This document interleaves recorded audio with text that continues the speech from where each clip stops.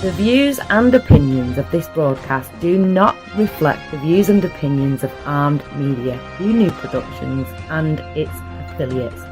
Enjoy the show.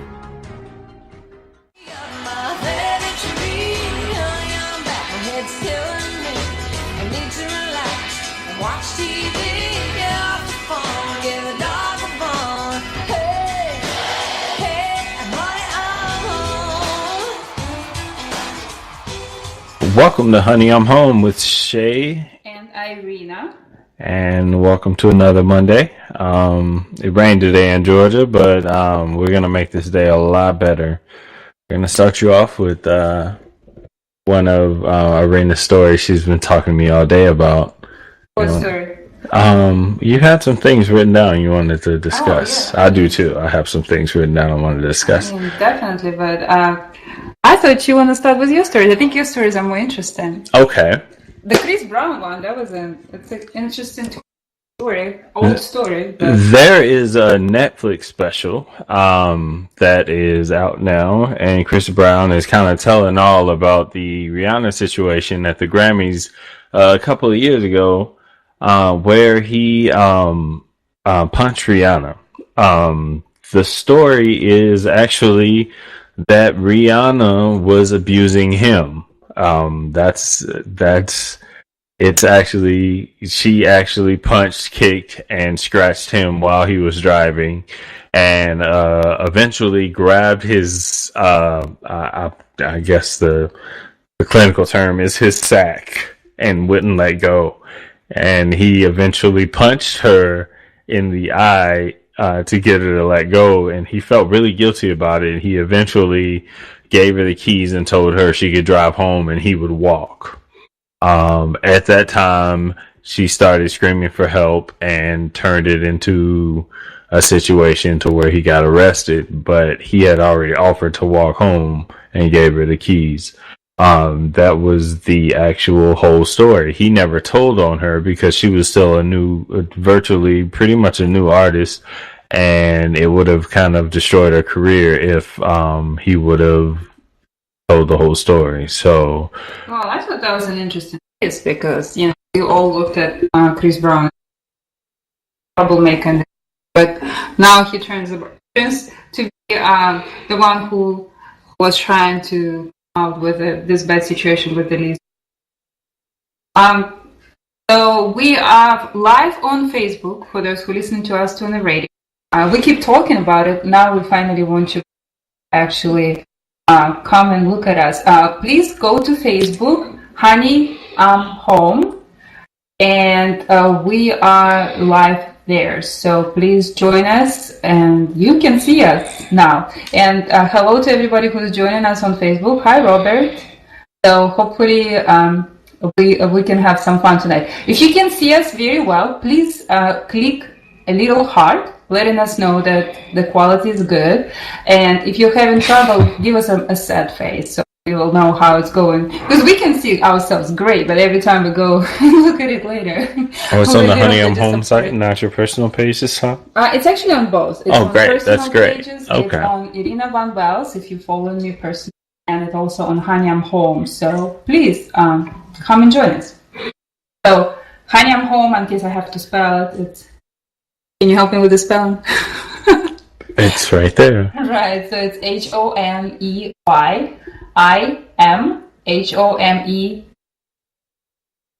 with Shea and Irina. It's actually the one. WITAJSH and ANZ Irina, IRINA. So we are now on page. If you start typing it, you'll.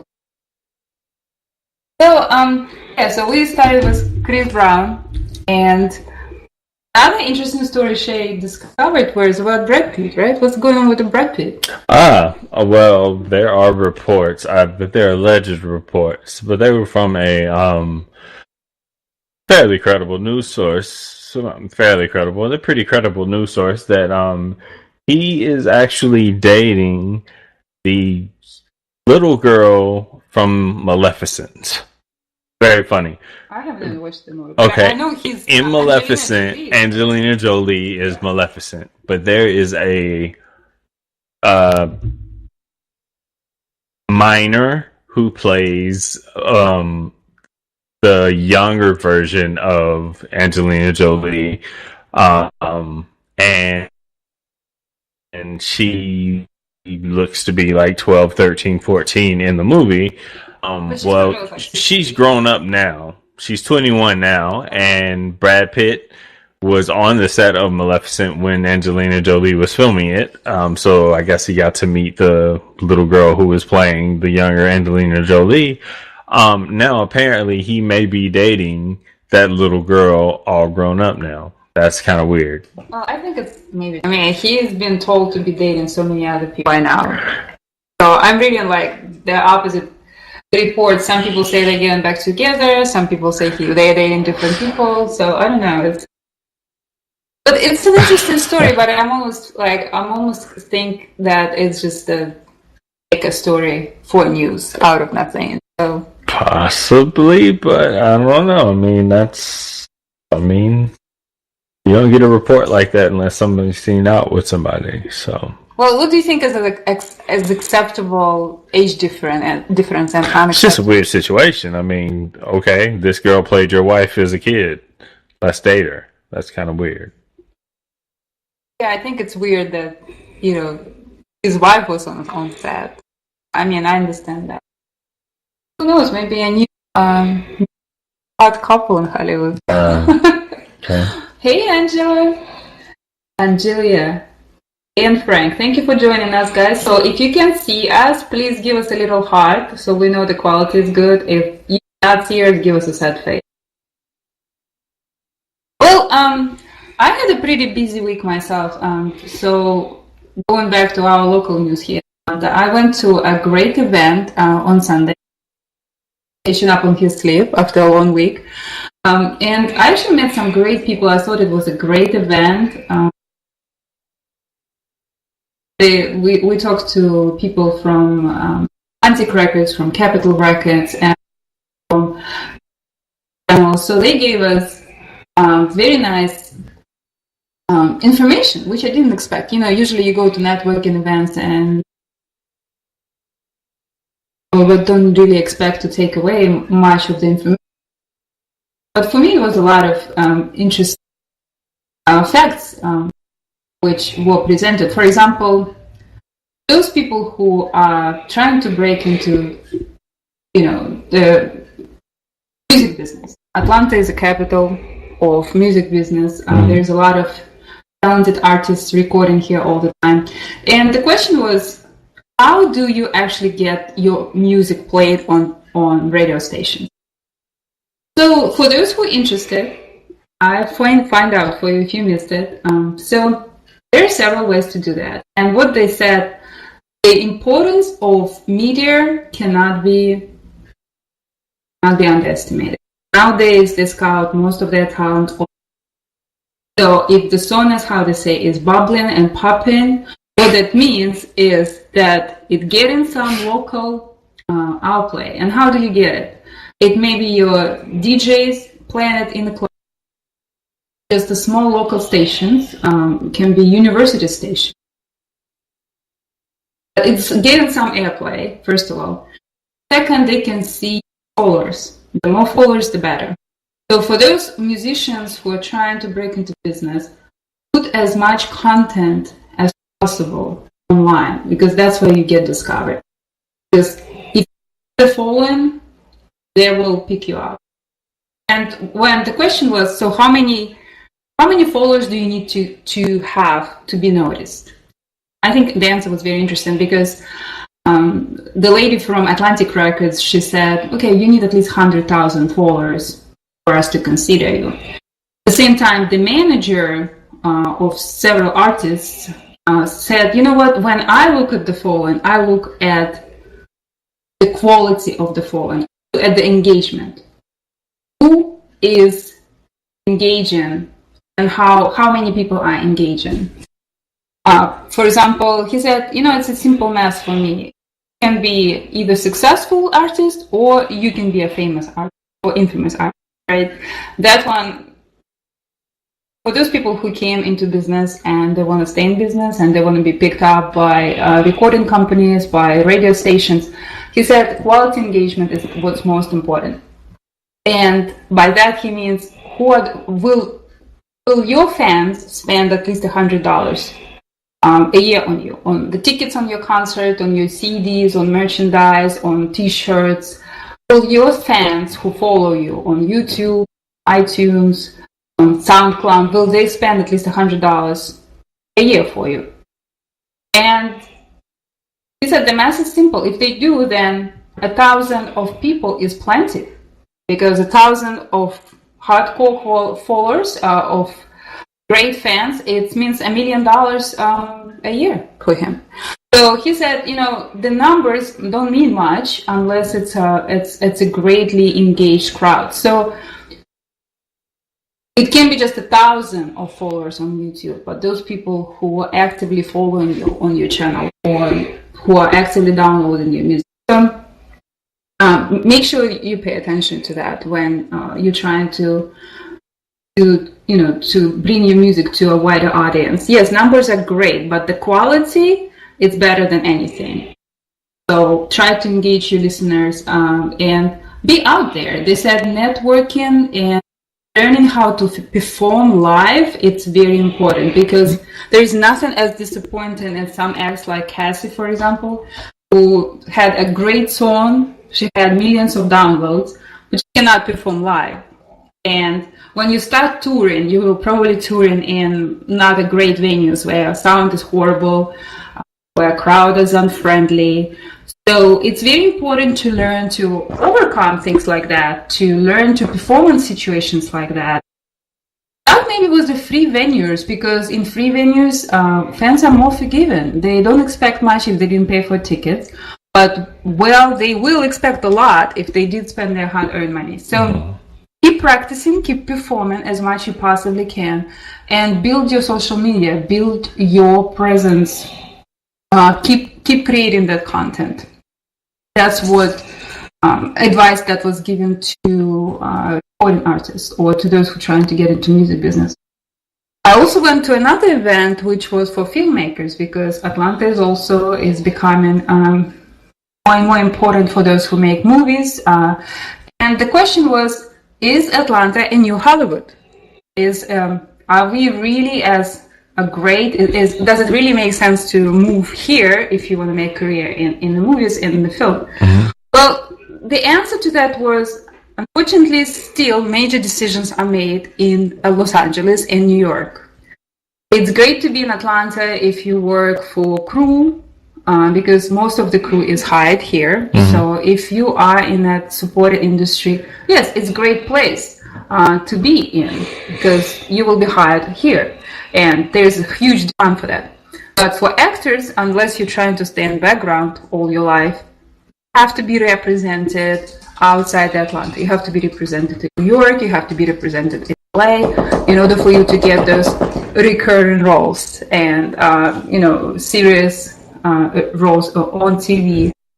Well, and it's great to live here if you're filming. But in order to get the role, you probably will need to go outside Atlanta. I think Chile is trying to get in the show too today. Hey there. She's got a new haircut, so I think she's trying to show off to everyone how cute she looks. What do you think? Go ahead, continue. Well, so yeah. So back to the movies. There was interesting concept presented, something called package. For those who is from New York or from LA and who's been a long time, you're probably very familiar with the term. But for those who are just starting out, especially for independent filmmakers in here, there is such thing as a package. And what it means is that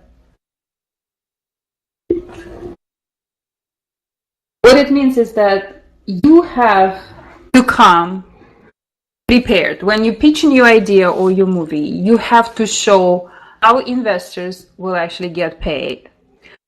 You also have to have a vision for what it's going to look like. Don't just have a great script, because the question during the event was, okay, I have a great script. How do I get it on TV?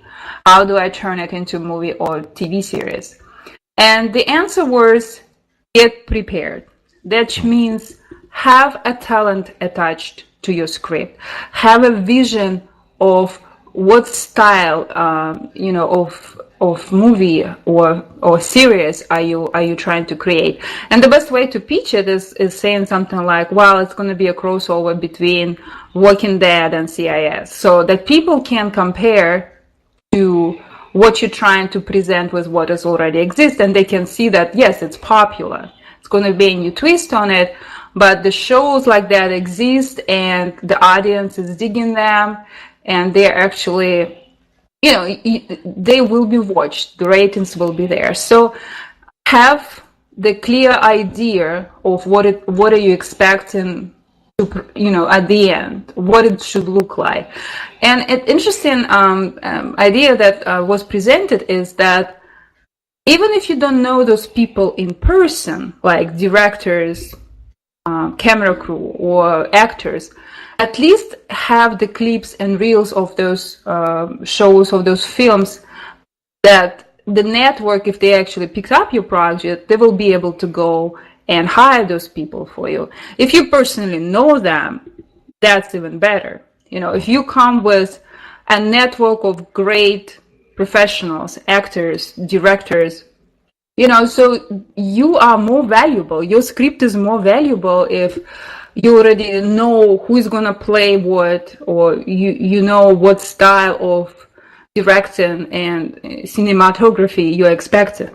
So they will look at you way more seriously if you created this network for yourself. And that's what the package is. Build your network, just like in music business and film business as well. Build your network, find those actors who you want to play in your script. And I was thinking to myself also, for example, I'm a very tall actress, right? So I often have a challenge that leading men are short. So sometimes I'm not cast just because I'm taller than the leading man. So now I am personally actually collecting information about the other actors who are taller than me, from different nationalities, different background. So I'm actually having my own little book where I'm connecting with people, and I say, hey, this is a great actor I worked with, or this is a great director I worked with, I want to do that again. So if anybody asks me, or if I have a project, I have people I want to bring with me, So I think this concept, it really hit the home with me when they were discussing it. So yes, create your network and build that connection, build that vision for your project and for yourself. Like, you will get way more value if you can create less work, basically, for those who you are approaching in any project, either music or film. So yeah, that was a great event, and I met some wonderful people. Some of them you'll meet on our show. There was a lot of aspiring artists, recording artists, lots of producers, promoters, a lot of people from film industry. So if you're interested, please visit our page. If you're especially from Atlanta area, visit their page. It's DeKalb Entertainment Commission, and the hashtag for them is DeKalb Entertain. So you can actually see who was during the event. And I definitely recommend, if you see another event, please come over, because you will make some great connections. And I think you will learn a lot too. A lot of information, very valuable information was presented. So that was great event. So for those who listening to us, don't forget, join us live on Facebook at Honey I'm Home. And please watch us live. Like, we like your comments. Thank you for watching. Thank you for joining. And please let us know what you think. Like, the whole idea of us going live on Facebook and going through all this trouble is that so we can interact with you guys. So, it's great if you listen to us on the radio, but it will be so wonderful to actually see your comments and be able to interact with you. Also, we have some couple exciting guests coming over in the near future. We have actress and model Natalia Nova joining us next week. She's actually right now on CBS MacGyver. I never can pronounce MacGyver series. So that would be great to chat with her. She's originally from Moldova. She speaks Russian. I'll take advantage of that. But for you guys, we'll speak English. And we also have a recording artist, Jacosa, joining us after we come back from China. So our trip for China is so close. I'm so excited about it. How do you feel? I'm just hoping that World War III doesn't start before we go, because they're North Korea's ally. Well, I'm hearing this since January. That's when we started planning this trip. So far everything has been good. So I hope we'll go and have fun and come back happy and excited with lots of pictures. So we send our visas. We're about to start packing shortly, so we're very excited about that. So next show we will still be here, but then we will miss 1 week after that. Hopefully, we'll bring you lots of interesting stories from China. It's the first time for me. It's first time for Shea. And it's a very different experience, I think, because when we went to Israel, when we were in Jerusalem, lots of people spoke Russian or English. So we didn't really feel like it was such a big deal to be, in another country. It almost felt like home. We didn't have any, language barriers or anything like that. But, China, I don't really know what to expect. It's such a different language and culture. She's trying to learn his Mandarin by now. How's that going? I studied for 1 day. He studied for 1 day, and I think he forgot already what you learned, right? Well, I'm the kind of person who learns fast while I'm there. So I'm thinking I will learn everything in China. So I'll just ask the locals how you say this and how you say that. And hopefully if I'll repeat it often enough, by then I will know what's going on. And we'll see. So yes, China trip is coming up. And as of some other events, we posted some cute and interesting articles on our page, Honey I'm Home, on Facebook. And one of them was about time travel. You remember that article when they said that a drunk man was claiming that he came from 2045. Yeah, I remember that. So, what do you think? Do you think it's real, that somebody, or is it just is a drunk man's imagination? You know what? Theoretically, if you were to send somebody back in time and it jolted their body, to get somebody drunk is the best. It's the best way to make sure that they don't break a limb or something when they get jolted back in time. So you definitely you buy in that idea that he's actually saying drunk people are less likely to get hurt if you are to physically jolt them. Well, I know that because, when you're drunk, you fall, you get in car accidents. That's what I mean. Usually, the drunkest person is the one who survived, not the sober one. That's my point. So, if you're bringing somebody back in time and they have to be in some kind of physical jostle, fill them up with alcohol, and they'll probably make the time travel jump. I don't know. That would, I kind of buy that if he says the people got him drunk to make them survive the time travel. But what was the reason for them to send it? I think you're the one who was reading the article. Why did they send him back? To warn people. To warn people about the aliens coming. Something like that. Okay. It was interesting. Well, the reason I thought about it because we were watching this movie a couple days ago. What is called Loopers? Looper, yeah. That's interesting. I don't know if you guys watched it, but it's basically they're saying that in the future time travel is prohibited and it's impossible to kill somebody. So they invented this interesting idea of sending people illegally somewhere back where they can actually dispose of a body which is not even born yet. So I thought it was an interesting idea. Well, they were born. It was themselves destroying their own body. No, it's the loopers themselves, but those bodies who they were sending back in the future, most of them were not even born yet, according to the movie. That's what the story was in the beginning.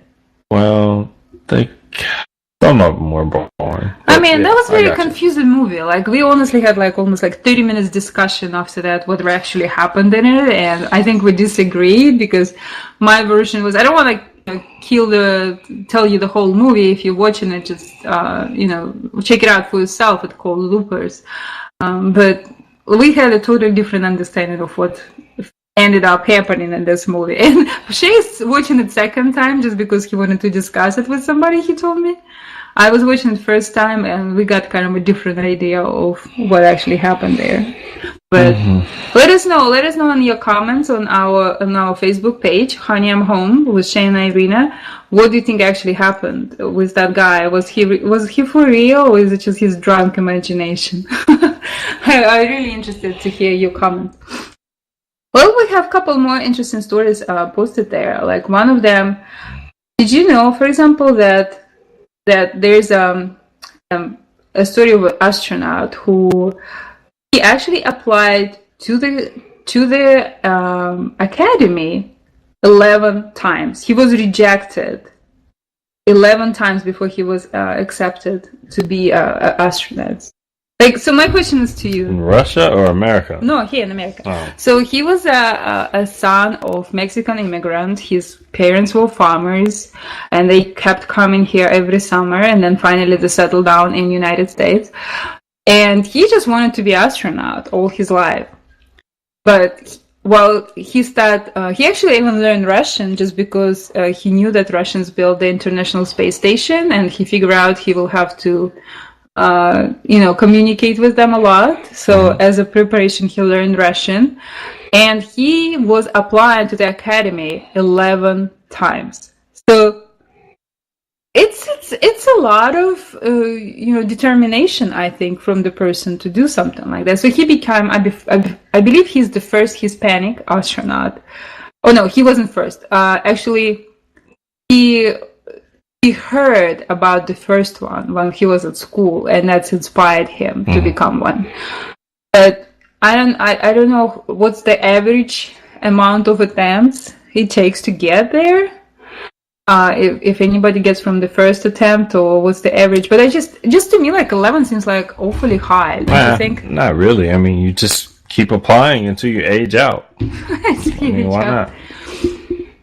But all I can say is you don't have enough experience. Don't you think, like, after like 1 or 2 or 3 or 4 times, you just tell yourself, it's not for me. Maybe for what? If you're overweight, lose weight. Whatever reason they give you to not accept you, you fix it. Unless it's something you can't fix. Okay, but let's come back to our story. For example, we actors, right? How long do you think one needs to go without booking a role to realize, like, you know what, I'm just a bad actor. Maybe I'm no longer need to do that. Maybe I need to get a real job. What's your opinion? Well, to apply to be an astronaut, you're already a pilot. You're already an Air Force pilot. Well, he wasn't actually. That was one of the things he changed because he figured out like what was different about all those people who got accepted. Finally, he figured out they have to be a pilot. So he went and learned that, and then started reapplying. Well, that's my point. Okay. That's my point exactly. Like, you end up being a pilot, then you get. Whatever reason he didn't get accepted. You fix it and you reapply. Right. So I'm sure that's going what back he did. To actors, like how much time would it take you to decide, you know what, I need to get a different job? Like, I don't get booked, I'm not a good actor. You can, or you fix whatever you're terrible at and reapply. Well, you see, most of them don't really give you a feedback, So. Well, you just, it's common sense. Whatever you're bad at, you get better at. You watch it on film. You record yourself and watch how terrible you are and fix it. What if you feel like you're a great actor? Well, you're an idiot. Well, I think Shea is right that, there's so many things you can fix. You can go take lessons. You can, watch even if you're terrible, actors. You can improve at terrible, Right. So you would say keep trying until you get what you want. That's your message. I mean, there's no reason to quit. You're still alive. Right. So You while can while you just breathe in, put keep less trying. time into that particular goal if you want to. Okay. But there's no reason to completely quit. Just lessen the amount of time you put into it and to trying to achieve that particular goal. Okay. Well, I agree with that. So, I mean, I know from personal experience, it's just you constantly have to be there. Like, I'm right now at the point where I applied, I keep applying for so many roles that I have more auditions when I think I can physically handle with the quality, with auditioning, with quality submissions, if it makes sense. Like sometimes I'm so in a rush, I just submit as soon as possible whatever I can come up with. I don't really have time to work on the scene. So sometimes too much it might not be a good thing, because like I hear from some people like, oh, I have like 10 auditions in 3 days. Well, sometimes it's better to have one audition a week, because at least for that one you can really prepare. You can put some quality time into study it and preparing and working on the character. Sometimes if you have too much going on, you might just not have time to present yourself in the best light. So I think it's just something I'm struggling a little bit this week, at least. Pilot season, so it's busy for us actors, and we do have a lot of auditions, which is a great thing, but it's just the opposite of not having anything going on. Like, it's just too much is going on. It also can be overwhelming sometimes. Yep. So what else is interesting? Did you have any birthdays or no? Birthdays this week? No, we didn't have any. I think we had a lot of birthday rush last week. But yes, guys, if anyone of you has a birthday, we will be happy to give you a shout out. You can go to our page, Honey I'm Home, with Shea and Irina, and post that your birthday is coming up, and we will be happy to wish you happy birthday on the radio. And hopefully we can even chat with you, and you can tell us how you're celebrating. Well, I read something interesting from a scientific perspective on babies before they're 3 years old. I actually read that extreme neglect before a baby is 3 years old, primarily from the mother, can deform the development of a baby's brain for life, causing chronic unemployment, chronic dependency, and low intelligence in the life of that baby.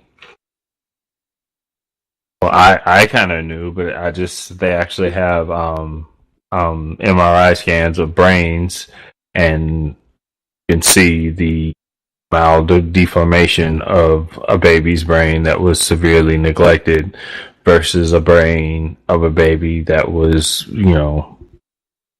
treated well by their mother. And they're side by side, and the only difference between the babies was one was neglected and one wasn't. And the brain of the baby that wasn't neglected is 3 times bigger than the brain of the baby that was neglected. Wow. Well, I kind of knew that because, they say how important is that mother actually touching the baby and like doing like all kinds of massages and playing and holding it. So, I mean, I kind of knew that, but I didn't know it actually affects their such thing as unemployment. No, absolutely. Neglect is things as simple as your mom works too much while you're a baby. Right. Like, well, she's too busy. Yeah, that's what I mean. I think this is, and that's very interesting to me because, for example, in Russia, maternity leave is very long. I think it's several years. So I think you get about 6 months of fully paid maternity leave, and after this you can have up to 2 years of unpaid maternity leave, and your company will have to guarantee your employment. They have to keep your place. Like, they can only hire temporary help. And I always thought it's great because, like, in United States, the biggest maternity leave I've heard of was 12 weeks, and I just think it's not enough. First of all, well, you're so heavily pregnant, you really need lots of rest. And then when your baby is born, it just feels like so weird that you have to give your baby away after it's like 2 or 3 months. Baby cannot talk yet. It cannot tell you what's going on with it for the whole year. I mean, for the whole day you're gone, especially if you're giving it to like a child care, it's like, it's strangers watching your baby. Like, to me, it's just heartbreaking. It's in my mind. I'm thinking like, okay, we'll have a grandmother maybe to help us with taking care of the baby. But just giving such a little tiny creature away right away, it just feels like so heartless. Well, that's better than your 8-year-old sister taking care of you or something like that. 'Cause that's what happens in most situations. Like it's like a child. The oldest sibling, which might not be over 7 or 8 years old, ends up taking care of the child. Isn't it illegal? I thought it's illegal. It's illegal if somebody finds out, but typically that's what happens until somebody's caught. And most people don't get caught. It's a great experience for a child, but at the same time, you're kind of like almost like taking the childhood away from the oldest that's sibling. What happens. Whoever's the oldest sibling ends up keeping the child in a lot of situations. That's not ideal. I remember I felt so jealous when my sister was born, and it wasn't even jealousy that she gets attention. It was more of, why can I go and play with other kids? Why do I have constantly to keep an eye on this little creature? It's like, and I had some horrible thoughts at some point. Creature? That's how I looked at her. I got you. Like, I remember my mom would say like, okay, you can walk, but make sure like you watch her while she's sleeping. And I hated that, so like, it's like, why do I have to do it? I just want to go play with other kids. So, I mean, I'll definitely think that a longer maternity leave, like it is in some countries outside the United States, it totally makes sense. Like, my sister right now is her 2nd year on maternity leave, and she has opportunity to take care of that child, and in the most crucial time when a child is developing. I think it's a great. It's a great way to actually having children. Like, why do we even have children if we don't see them? We're constantly at work. We're constantly having our children to be looked up by strangers. Like, this is like very heartbroken to me. I definitely think it's something needs to change. And okay, on that note, like, we're lucky, right? We can have grandmothers to help us if we decide to expand our family. But how do you feel about several generations living in the same home? Like, our mom is visiting, so I know I'm putting him on the spot. So my mom is in town, and got him a bunch of chocolates, which I almost finished. But what's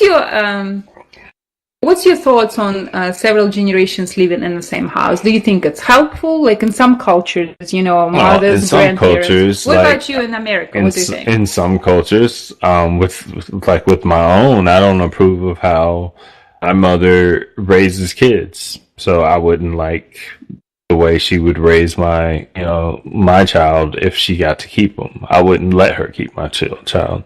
No, I understand. But for example, do you think it's helpful that grandparents have a chance to interact with younger generations, for example, with your children on a daily basis?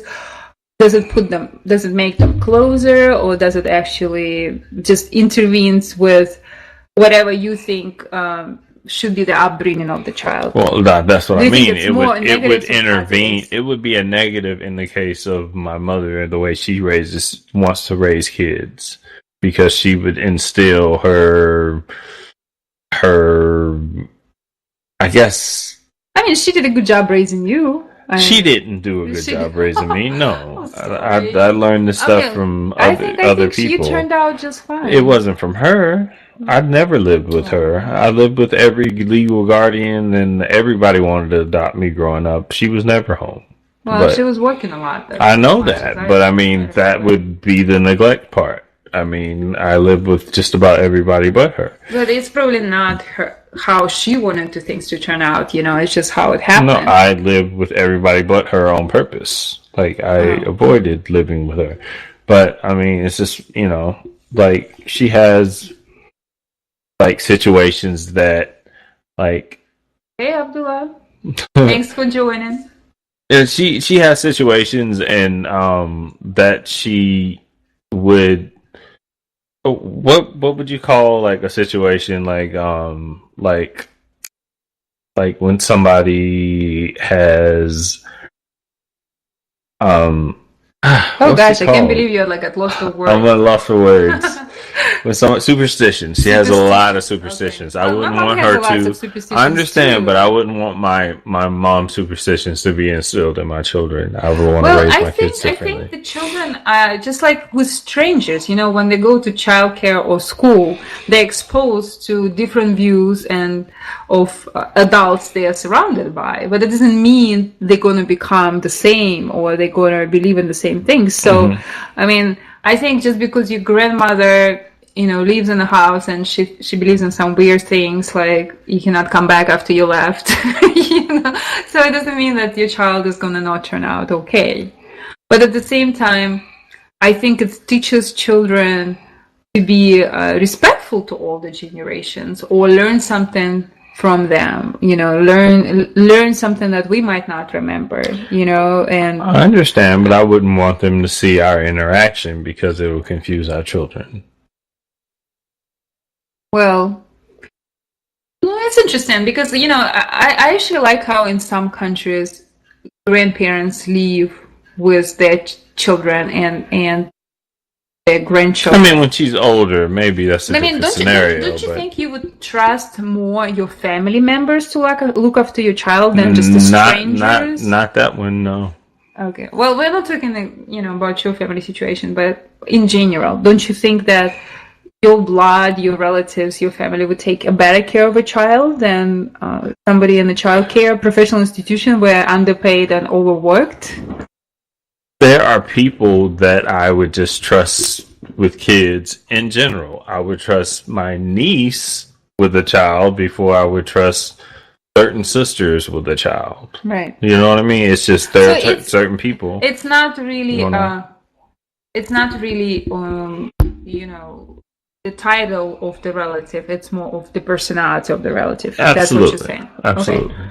Well, I honestly think that, you know, it's very helpful. Like, I see examples of Russian families in America, and because childcare is so expensive, they actually bring the relatives here. They bring grandmothers, grandfathers, because it's cheaper to bring a grandmother here and have her watch the baby while they're both working than pay childcare. No, I can totally understand that. I think the children, they're surrounded by that love. You know, they listen to those stories instead of just watching TV all the day. They're actually exposed to both languages. They, you know, they reading their stories. They learning about the culture and the language. So I personally think it's actually helpful to have multiple generations, but I think it's, you know, it's just like in any family, it's a lot of communication needs to be going on, because, like, I think in your situation, for example, you want my mom to see you a certain way, like a hardworking husband provider, and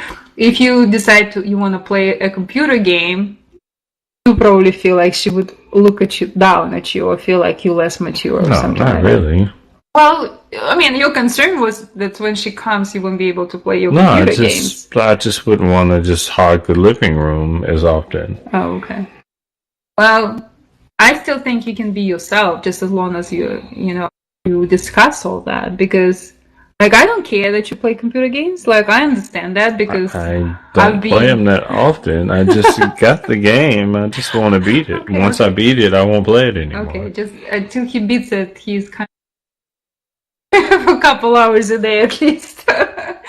Well, I mean, I understand that because, like, as I said, like, I'm not big on computer games, but when I had to do it for school, we had this simulation going on where I had my own company. I was CEO of my own company. I had to, you know, make money and create products and market them.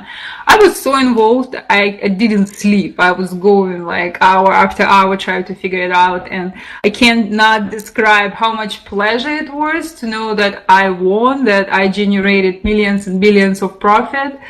So for me, it was a wonderful experience. So I know for you, I understand where you're coming from. Like, I don't look down at you just because you're playing the computer games, because you're trying to figure out all those tactics. What are you trying to do? I mean, which game are you playing right now? It's called Robot Wars 5.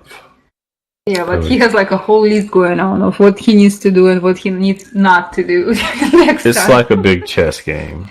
Well, I understand. It's like a big chess game, so it's creative. You have to think about it. You have to figure out what you're doing. So Yes, and if your wife suddenly pulls the plug without you saving your progress, which has happened. which has happened. I thought I'm gonna be dead after that. I'm gonna be killed.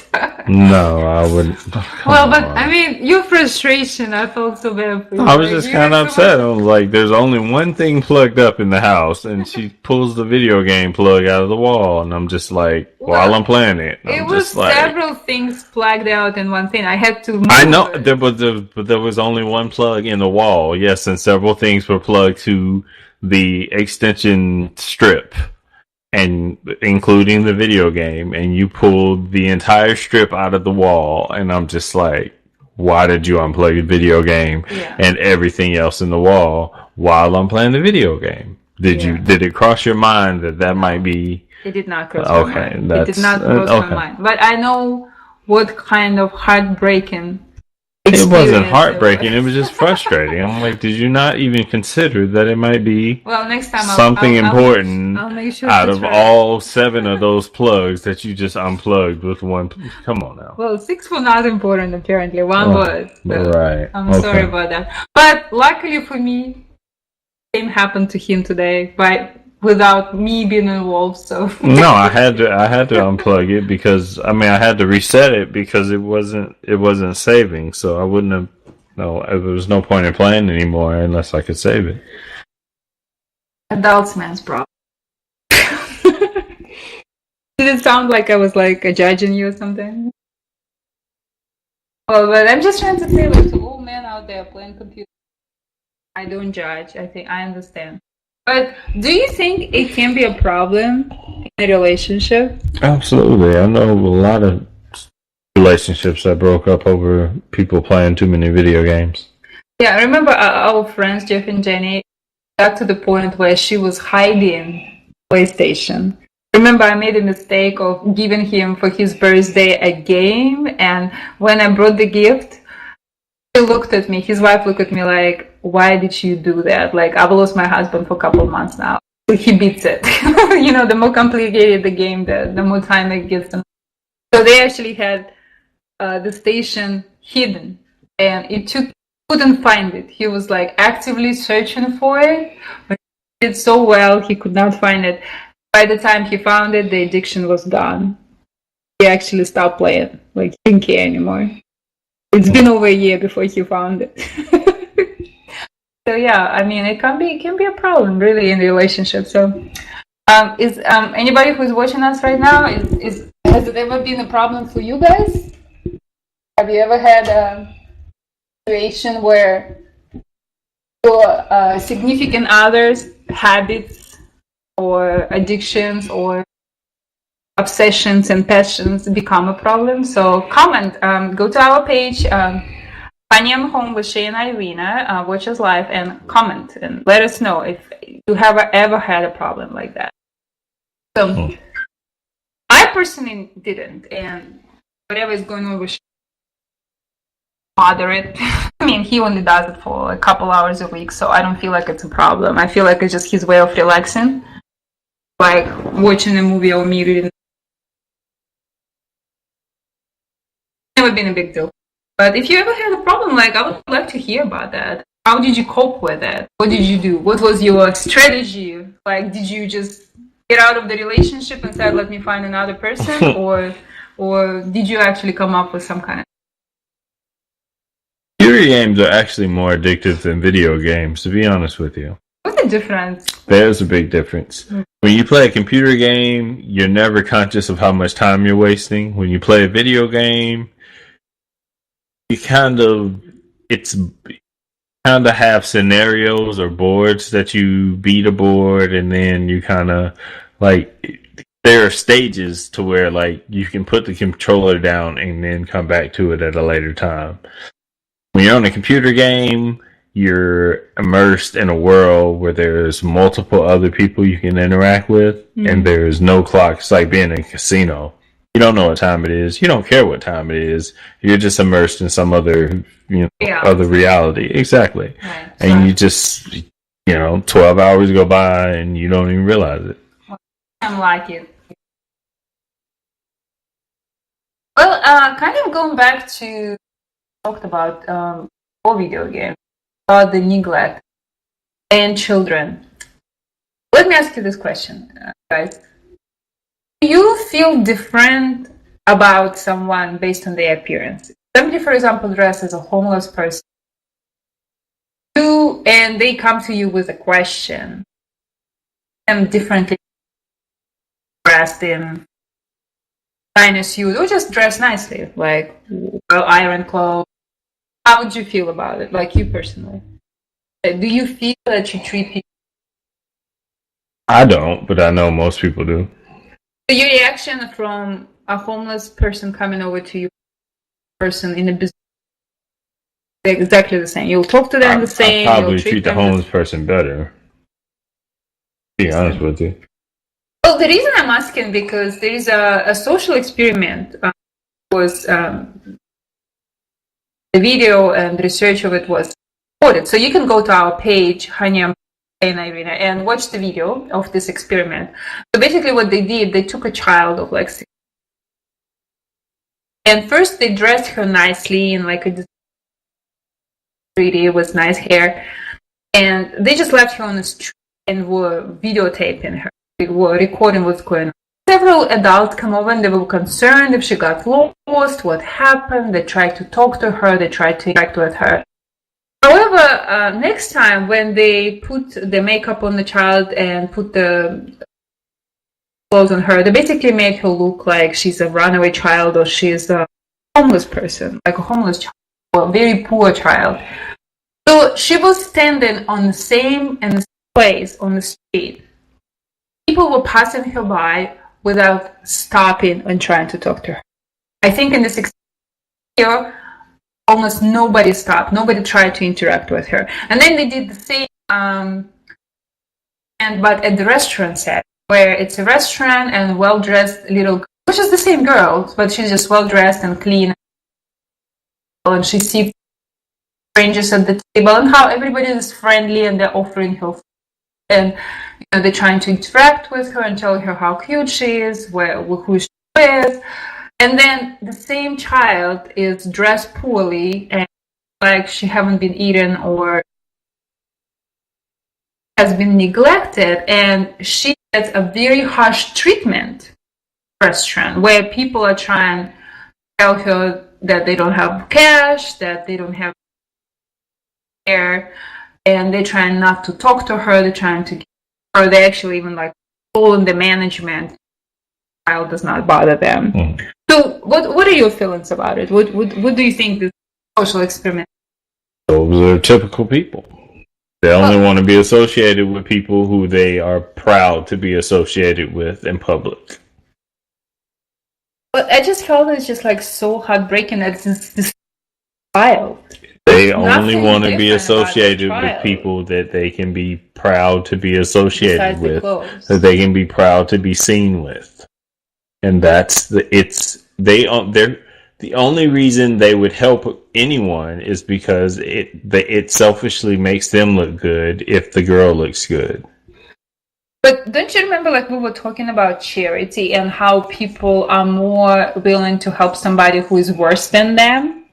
Yeah. So why does it not work? Why does it not work in this particular situation? Because if somebody is worse than you and they are associated with you, it makes you look bad. But is it only works in real life, or is it works? It works if you're not in association with them. So now, according to our first theory, we were saying that people would for somebody who is hungry. In this case, people are willing to give money compared to somebody who's trying to write a book or he's trying to do something creative, which can potentially bring them higher than the person who is. So I'm just concerned, why wouldn't be make people feel better to help a child in need versus a child who is in person? People want to be associated with higher class.